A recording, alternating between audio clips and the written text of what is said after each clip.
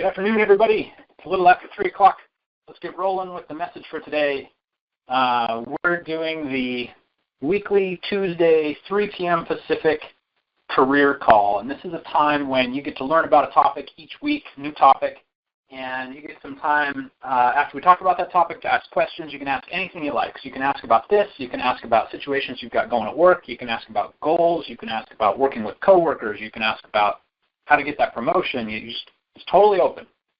So I want you to take this opportunity to, I want you to get as much as you can out of this time. So if you got something you're thinking about, if you have something that's on your mind, if you're trying to get to the next level, whatever it might be, I want you to take advantage of this opportunity to get your questions in, either on, like I said, on this topic or on whatever you've got going on at work. This is really a time for me and the other folks who are here on the call to be able to pour into each other, to build a little bit of community, to learn a lot, and to be able to leverage the awesome knowledge we've got here. So we'll probably spend like 10 to 20 minutes on the topic for the week, and then we'll pop over into the Q&A. Right now you're all muted, at least I hope you are, and that'll keep the background noise down. So let's roll. So the topic for this week is why you don't deserve a raise, but really that's just the tagline on the blog post. So this is really an article about how you get a raise, right? And I wrote it in the negative because it really helps people understand where they are compared to where they would need to be up for consideration by their boss, assuming your boss has a budget on what to, that they can give out for raises, bonuses, things like that. So let's talk right at the beginning. Let's talk about what a raise is to make sure you're on the same page there, and then as a director level manager, I want you to understand how I think about when I'm going to give somebody a raise, like what that means and why I would do that. Because that's really the key here, right? You want to raise to whatever that expectation is at your company with your management chain so that you're in the spot you need to be to get that raise. So a raise is an increase in your base salary. So there's that amount that you get every month or every couple weeks, depending on how your company pays you, your annual amount that you are going to get, assuming you remain employed with your company. That's your base salary. We're not talking about bonus. We're not talking about stock. We're not talking about any of those other things. We're talking about your base salary. Now, a raise is me as a manager choosing to give you a greater amount in the coming year and from then on. So maybe you're making $100,000. And I'm looking at what you did in the year, and I'm thinking, hey, I'm going to give you a raise. I'm going to make it $105,000. That means that starting next year, starting every month in that year, and forevermore, I'm going to be paying you $105,000. It's increasing your base compensation. This is really important because it's important to understand this, because the way that I use this as a manager, the way that other managers use a raise, is to compensate you for the value that you give to the company, the value you're bringing to my team and my group, right? And the value you're bringing is based on quite a few things. But what I want you to understand is that fundamentally it's not based on the number of hours you worked. If you really put your time in this year, you really killed it on delivering stuff, you brought projects, maybe you brought code, maybe whatever your role is, right? I'm going to give you a bonus. I'm not going to give you a raise. And the reason is because I can't count on you putting in those hours next year. But if I look at what you did, if I look at what you delivered, and if I look at how you went about doing that, and I see that in the hours you gave me, I got more for every one of those hours this year than I got last year. Like if I look across at what you delivered, and literally you're bringing more value to me in an hour than you did in the previous year, now you're in that raise category, right? Raises are really about recognizing that you're bringing an additional value. Your performance, your whole performance has increased, right? I'm getting more from you every hour that you work than I was getting from you before. Now,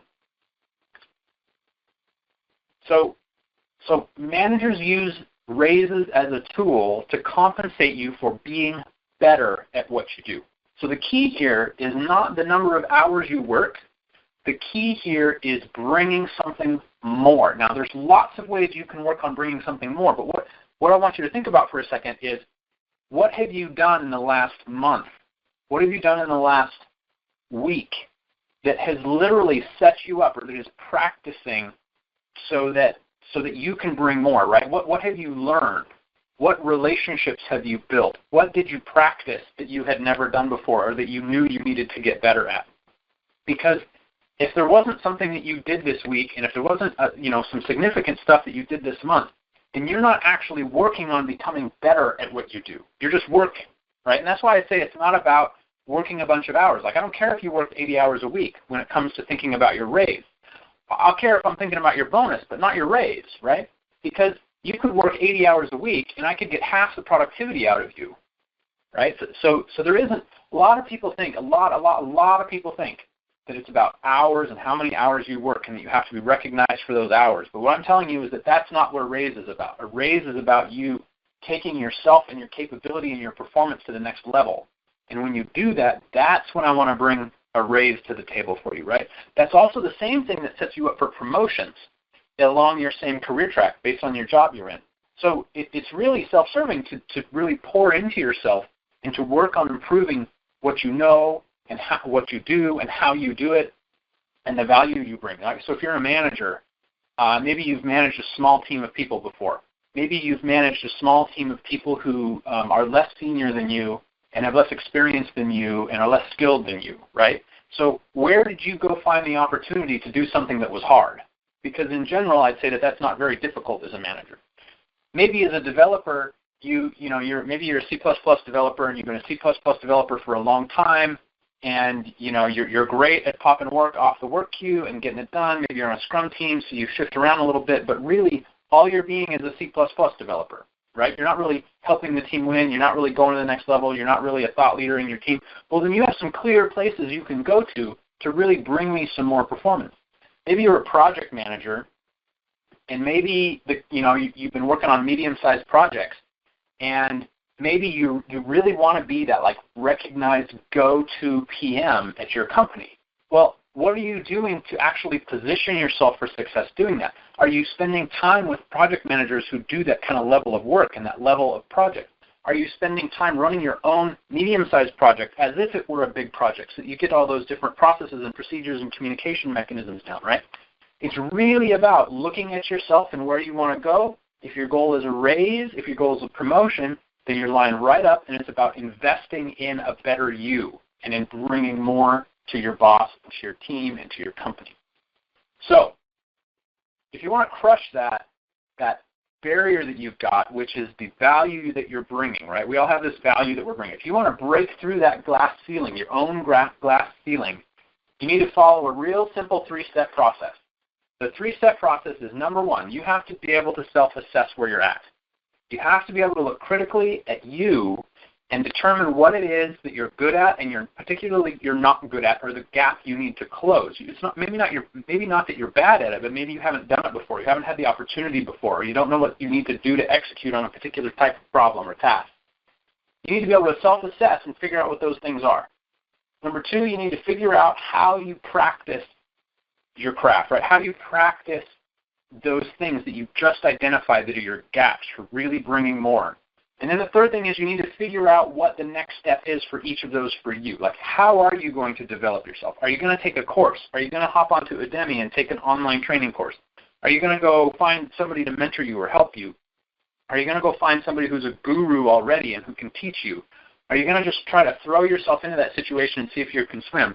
I don't know what it is because I don't know what these things are for you, but this is exactly what I'm talking about. You need to go figure out that next step and go do it and go make that forward progress. And that's what's going to build you up as someone who brings more value. And then when you do that month after month after month, you're pouring into yourself every month, right? You're constantly working on something next and something new. And that's what really gives you momentum in your career, right? When you look around in your job, if you've got a lot of peers, you've got a lot of people who do what you do at your company, then there's some people you probably know who you're like, man, I want to be like Mike, right? Oh, I know Mike. Mike is awesome at this. He's killing it. He's getting promo after promo after promo. He's probably getting those great raises, those great salaries. Yes, that's because that guy's got momentum. That's because that gal has momentum. They're focused on improving themselves, and they're dedicated to it, and their boss knows it, and their team knows it, and they're like actively working on being better every month. every week. So that's what it takes to get a raise. We have about, for most companies now, for most companies that are on a calendar year, not a fiscal year, a calendar year that's ending this year, you're going to be doing your annual review here at the end of December. And so you've got like a month left because we got Thanksgiving coming, we got Christmas coming in the United States. The holiday breaks are here. And so you've only got like another month left in this where you can really make a difference in the way that you're looked at, right? So you don't have a lot of time. But if you're looking at this month and you're like, man, I feel like I'm kind of like on the bubble, right? I really want to try to push it, but I don't know. I've done some this year, but I might not have done enough.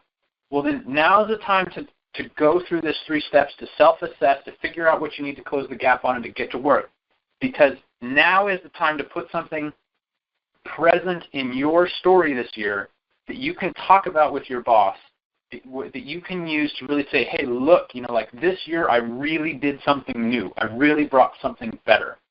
And so this is like your last moment, right? If you don't figure it out this week, if you don't get moving this week, you're not going to have enough time to show it this year, because a lot of times your manager is going to want to see it, right? And so if you're just working on it, that's great, but your manager is going to need to see it. This is like your last moment. So if you're on that bubble and you don't feel like you can really clearly describe and justify a raise for yourself, if you're your boss, now is the moment to really kill it, right? And really try to get it done so that story is locked up for the end of the year. So the key here, if you're working on bringing something more to your employer and to your job and to every hour that you work, if you're working to increase the value, then the thing that you need to be thinking about is, how do I bring that value, that additional value, to my company? And if you're focused on that, and if you're focused on figuring out the next step and constantly investing in yourself so that you're bringing that, you're going to be set, you're going to build that momentum, and you're really going to be in a position where your boss likes what they see, they like the momentum, and the other people around you are really going to see it too.